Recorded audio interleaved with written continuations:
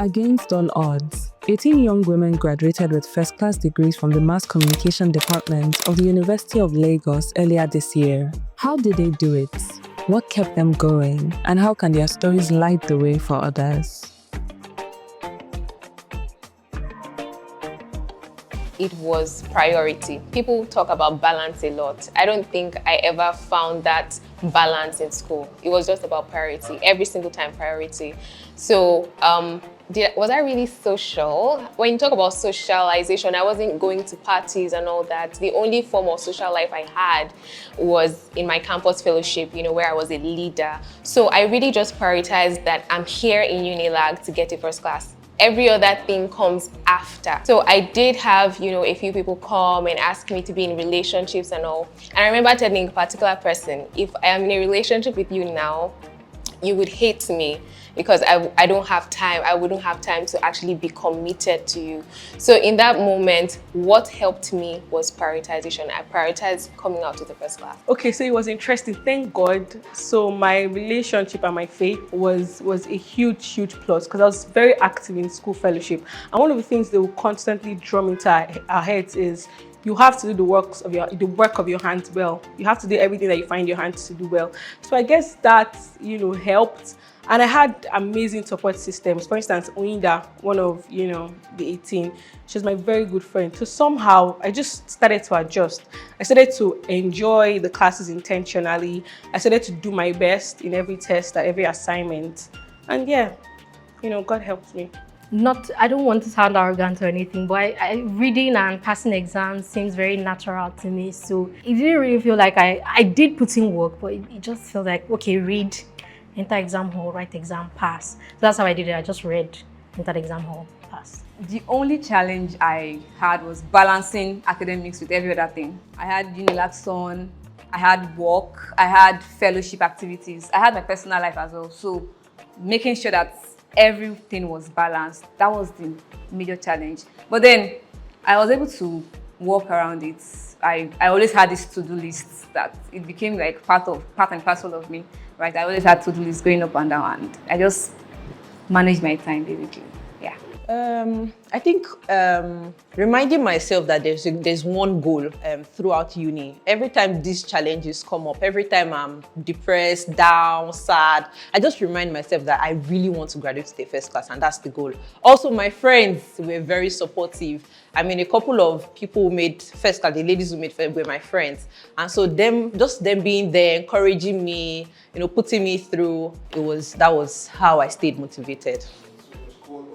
They were tight. Scholars. Yes. I think my health. So it's funny because during my university year, I think my 200 level, I had ulcer. So it became a challenge for me because from time to time, I was struggling with reading because one of the triggers is stress. So when I'm stressed, I feel pain. So I had like a lot I was doing in school. I was the general secretary. I had always done something at every point in time in Unilag Mass Comm. So I was managing that. I was running a full-time role in an agency at the time too. So everything accumulated stress. Sometimes midnight, I'm like this for hours. Well, yeah, those are like the major challenge I faced. I won't say it was a challenge, but in my year 2, I was in and out of the hospital for a year. It's just now I'm saying it because it was really serious. I did 2 hour tests. I did scans. I was really sick. The time we were meant to write one of our tests, I was at the hospital, so I quickly wrote the test, and then I didn't like the result I got on the test, and I decided that I was going to, do better in my exams. And I got an award for that particular course. So I would say that I tried my best. So first, the strikes. For me, the strikes deeply affected me because it was just a long time of not knowing what to do. So I found myself falling out of love with school and what I was studying. So at some point, I didn't know I wanted to go back. Yeah. So I dropped out a lot. Thank God for my mommy that kept dragging me back to school. So also during the strike, I started working. So I got really, really busy from my second year in school. So I was just too many things competing for my attention with school. So those were my major challenges. Also, I had like a lot of health issues. So I think for a lot of people, the challenge was in 200 level when we had to move into theory, and then there was all the whole in and out of school, COVID year, ASU. So that was when I got a little more beaten, so to say, to my CGPA. I mean, 100 level, I still finished with a 4.91, and 200 level, I got more beaten. Had like few B's in 3 unit courses, compulsory courses, and then 300 level was very, very challenging for me. And funny thing is that I actually passed well, but when I said challenging, it was challenging because it dealt with a lot of my mind. And that was where a lot of reshaping was done for me. That was when I started like becoming closer in my work with God, and I started realizing that it's not just to read and pass, so there are a lot of things. And basically, it was very challenging for me because I would read and I'll get blank. And I'll be going into the exam hall and I'm blank. Like, I don't remember anything I've read. But at the very moment where I just enter, I'll just be like, well, thank God, I've passed this already. And that faith, pick up my pen and I just know what to do. And I just write. It's like everything just comes rushing back. So I'm grateful for those moments. I would say, I'm thinking, I know these things. I would say managing my time actually, because I had a lot of responsibilities.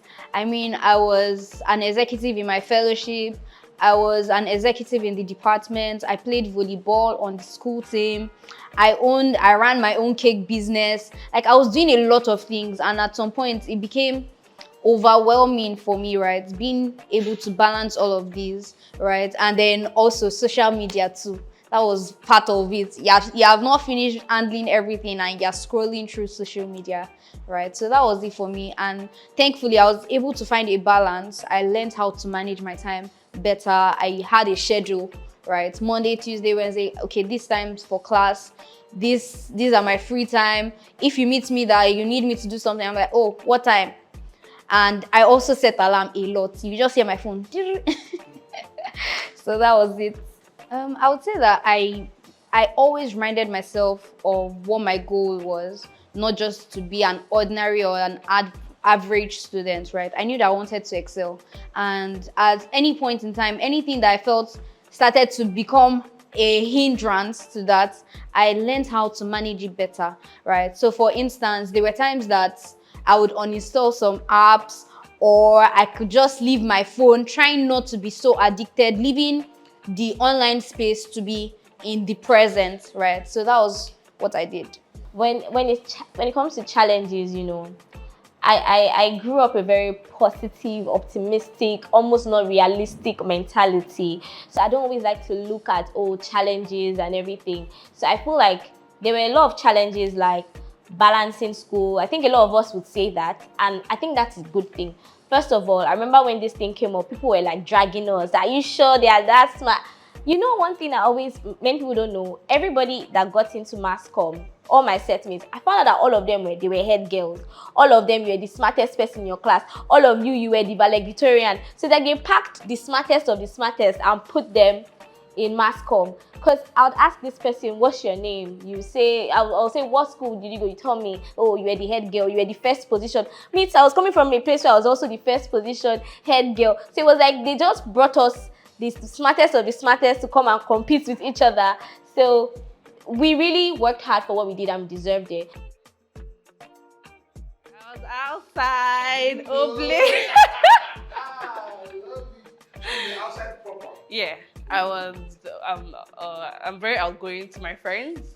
I'm not like a very nice person, to be honest, but I'm very nice to my friends. But I'm actually very outgoing, and if you talk to me, I'll talk to you. If you're nice to me, I'll be nice to you. But if not, then yeah, bye. I'm very good with time management. I feel like that's like my superpower. Yeah, I can have like 100 things to do in a day. Of course, I won't do all, but like I'll do a good amount in like a short period of time. Like my roommate used to tell me, "Ode, you're not reading. You're reading like 1 month or 2 weeks. Okay, not 2 weeks. Let me exaggerate. Like 1 month before exam." I'm like, "Don't worry, I understand. I'm going to class. I'm doing my assignments. I'm doing everything. So don't worry, I understand."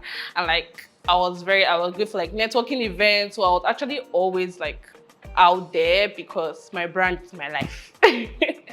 So yeah. I also have a lot of gold and silver medals for athletics, 400 meter, 100 meter, 200 meter. That's by the way.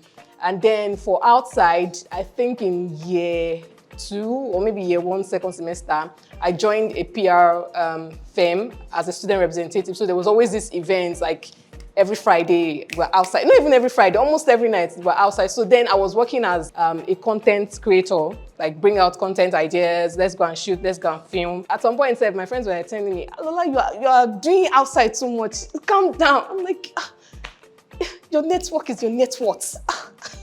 So I loved how I was able to balance it. And then for church too, I was also in fellowship. I was doing the best I could do. I was also even the president of my own church. So it's just about knowing how to balance this thing, knowing when to, because there's nothing like balance obviously, but knowing which one to place on the list, like kind of preference, and then with God at the middle. I did not have an active social life, but I think social life is very subjective. So social life to me is like, let me watch movies, hang out with my friends once in a while, rest, sleep. That was it for me. So I didn't have an active social life in that sense. I am not all social. Like, I love my personal space. I love being alone. But then taking up that role, it means I had to like attend events that I don't want to attend, because as a student leader, you have to look out for the students. So I was everywhere. I had to attend events. I had to be part of the planning and every other thing. And then in my own little way with my friends, we like to celebrate milestones. So I remember that anytime me and my friends, one of the first class graduate, Joy, anytime we see our results, for every A we get, we go to Salado. Salado is like the most expensive restaurant in Unilag. We go there, we spend a lot of money, just to make ourselves happy, so those are like the little ways we're celebrating ourselves. And I think the other times I had to like celebrate maybe our birthdays. Aside from that, I don't have a social life in school. I didn't have. Okay, so initially it sounded normal to me. It wasn't extremely, I didn't. But at the same time, when I began to actually study that 18 of us and I started understanding the people that were part of those 18, I realized that it shouldn't come as a surprise, because even in class, these are the people that want to get the best notes, that are asking the questions, that are, they want to do a little bit more. They are not satisfied with average. So it was a beautiful thing, but at the same time, it wasn't so surprising to me. Okay, so funny how the majority of us probably knew, right? Because when they release a broadsheet, everybody sees the broadsheet. And of course, you get to see those down in first class. And it was consistently mostly females. But then seeing that we were 18, oh, that was so amazing. That was so exciting. And I was like, oh yeah, my guys, 18 of us. And I think it's so special because of we're the first, 18 all female. So I think it's pretty inspiring and it's super awesome. Yes, I did.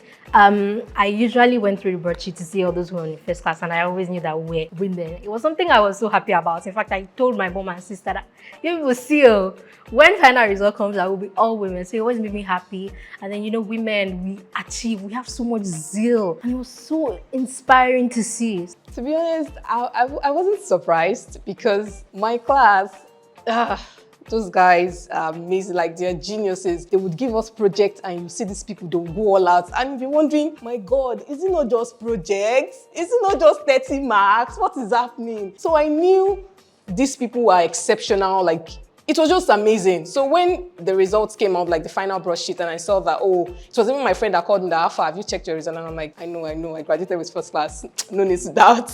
So it was just amazing seeing that 18 of us, and I quite know the 18, like to some extent, they're amazing. It's so amazing. In fact, my mom was asking me, what happened? Kilo shele someone calling department. And I'm like, Mom, I don't know. Maybe they have other priorities, but it's a big achievement, honestly. It's really big. I mean, this is the first time ever I'm seeing so much PR about, 18 first class female students, this and that, graduate. So yes, it feels really good. It feels good. It's iconic, it's phenomenal, because before now, I think the highest graduates of first class in mass comm were 7, And that year when they had 7 first class graduates, there was just one guy who was a BGS, and then the other 6 were ladies. And I think that's the highest the department had ever produced. And now we are having 18 females. Like, well done, girls, go girls. So for me, it means that the sky is our starting point, basically. Gone are the days where girls should be subjected to house chores and, let them be second to males and all of that. It just means that whatever we put our mind to, we can actually achieve it. The funny story is we're not all like friend group to say that, oh, we're all females, let's get this, let's get that. I think it was just individual decisions to make a first class that came together. And so excellence on your own, basically, just made it. So to me, it means that, I've always been a fan of whatever you find your hands doing, you just have to do it with all your might. So coming into Unilag, it has always been the guys being BGS, right from my 100 level, 200 level, 300 level. And I saw that in my set, it was going to be different because we knew right from time who the BGS was going to be. And then it was taming. And then I honestly didn't know that we were up to 18, that we're still keeping up the pace. I honestly didn't know. I knew about me and a few of my friends. I think I knew about Faith, Onyi. I didn't even know about Demi, to be fair. I didn't know about Demi, I didn't know about Peace and some other people. And then seeing 18 of us achieve that feat, I was really, really happy because it's the first of its kind. And it just shows that women are going to rule the world. It means a lot. We have been told that in some parts of the world, women are not allowed to go to school. Women are not allowed to become what they want to become. In Saudi Arabia, women just started driving when, the oppression against women has been really something that I don't like at all. Those days, your mothers are not allowed to go to school because, it's the men that are meant to go to school. So when you look at your parents, I don't know, some people's parents are educated while some are not. But when you look at the olden days where women were subjected to all sorts of oppression, you want to see women make it. I'm all for women. I'm all for women empowerment. I'm all for women doing great things because we deserve to do great things. We deserve to be heard. We deserve to be seen. We deserve to be celebrated. We deserve to be in top positions, to be honest. I'm all for feminism. I'm all for women. I love anything women. If only women, we need a female president, to be honest, like I said. So I'm all for anything. Anything that has to do with women in top position, I'm all for it. I'm always hailing them. So I'm really happy that, women, like these great women right here, they did a lot. Like, I'm so happy that we were even 18 and we're all females. Like, what are the words? We are ruling the world, to be honest. I just wonder what the boys were doing. I love all of them though. But to be honest, I didn't even see it coming. I didn't see it coming because, like I said, we're a lot that had first class and so many smart people. But you've seen all of them. They're really smart, and I'm really happy to be along on the ride of everything that's happening. It's a really great feat. It's a really great feat, honestly. It just shows that there is no generalization, there is no stereotype that can work against women. There is no, she's a woman, all she cares about is material stuff and she doesn't care to have money. It just shows that there is excellence, no matter the gender. It's not about any gender bias. This one does well, this one does well. There's just excellence if you put your mind to it. So, yeah. Oh, I was so proud of us, my God! So initially, we didn't know that we were 18. We didn't know we were up to 18. My own goal, like I said, I was looking out for my friends, and a lot of them, a good number of them actually finished with the first class, right? And then the other ones that didn't finish with the first class, probably like a 2-1. But the ones that were really close to me, Oinda, Temi, Lola, a good number of them also finished with the first class. So I was really excited that these were not just women, right? But my friends were also, I and my friends were also amongst these ladies, right? So I was really super excited about it. And it just shows that really you can achieve anything you put your mind to. And I would say it's more like an individual effort coming together to make collective success. Yeah, so when I heard, it was nice and it was inspiring to an extent because, to be honest, most of us here, we have so much going on with us. I'm not trying to say men don't have what they have, like they don't have things going on with them. No, don't.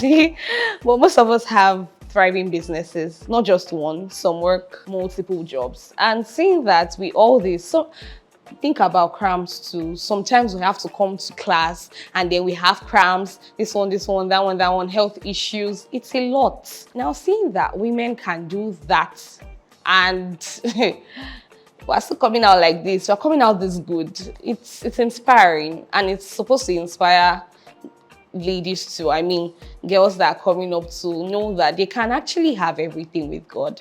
They can. I just feel like women are so inspiring, right? Like we run the world, like literally everything that you see, like a woman is there, and it's so painful because in different parts of the world, you have to work twice as hard as a man to even be recognized. So to see that, okay, 18 women actually finished the first class, and I know people say mass comm is easy. I promise you it's not easy. We touch every part of communication. Name it, we are there. You have online, you have print, you have broadcast. We are doing everything, and you have to be excellent in everything. So seeing that all these women, regardless of their health, regardless of background or anything, and they're still doing it and still excelling in it is really inspiring. Yeah. I think it was amazing. Personally, I'm friends with all of them, or I've had to encounter, and I know that these are people who deserved it, but I can't say for a fact how I felt that was just females. It was just really nice, a nice feeling, but I think that's all it is. I didn't put anything deep. In fact, when all the news said come down 18 record, I didn't realize we broke anything. I just like, oh, they were smart people and they're a lot. I'm like, wow, we're a lot, but that was really what it is. So I'm just happy that, and they are my friends.